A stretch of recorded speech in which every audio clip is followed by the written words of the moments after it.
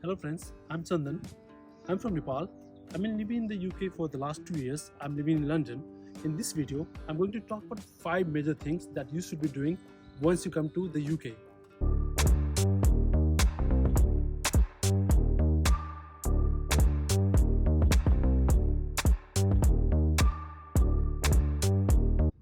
Number 1, the first thing first, you should go and collect your BRP, the Biometric Residence Permit. This is going to be a major document while you live in the UK. This proves your right to work, right to study, and right to live in the UK. And this is the document that you have to show to so many places if you're trying to access your healthcare and going to your university or even trying to open a bank account. So this is a major document and you should not delay. Just go and get it once you come to the UK. So the letter that comes with the visa that states like where we are supposed to collect the BR. So for example, some of us might have given the address of our college, university, or some of us must have given address of a post office. So upon coming here, within few days you can just go to that address and collect your BRP, and you don't have to pay for anything there.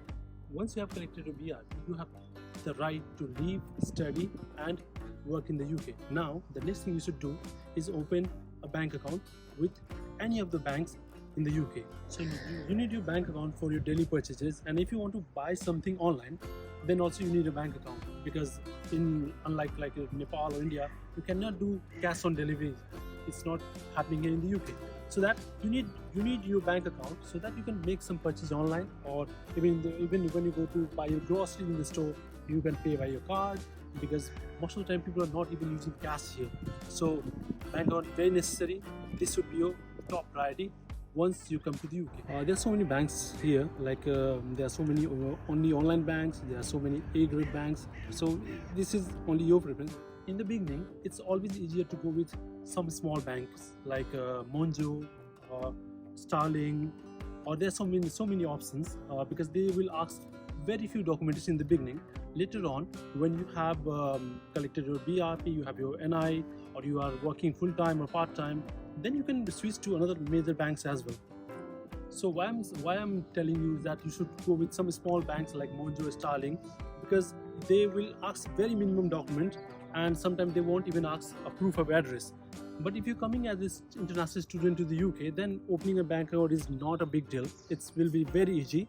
If you visit your university or student center in your university, then they'll give you some document that will easily help you open a bank account with any banks. After opening a bank account, you also need to register with a GP, that's general practitioner in the UK. When you apply for your visa, student visa or dependent visa or any visa, you also pay for IHS, that's Immigration Health Surcharge, meaning you can access free health services here in the UK. So when you fall sick, when you have any kind of injury, you have to visit your GP. But while registering your GP, you have to register in your own area, like where you are staying. If you give your postcode, it will show where you're supposed to register for your GP. The next thing that you should do after coming to the UK is apply for NI number, that is national insurance number.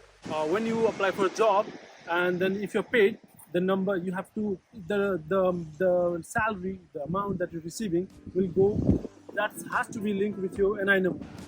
Last but not the least, there is a document called proof of address.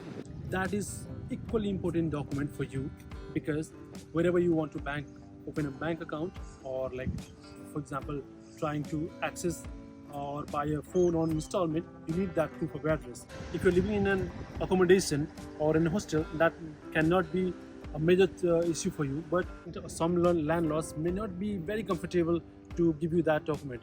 In that case, you make sure when you are contacting the person, you should tell him or her this would include your name in energy bills or any utility bills. That means you can show that document, the utility bill, as proof of address.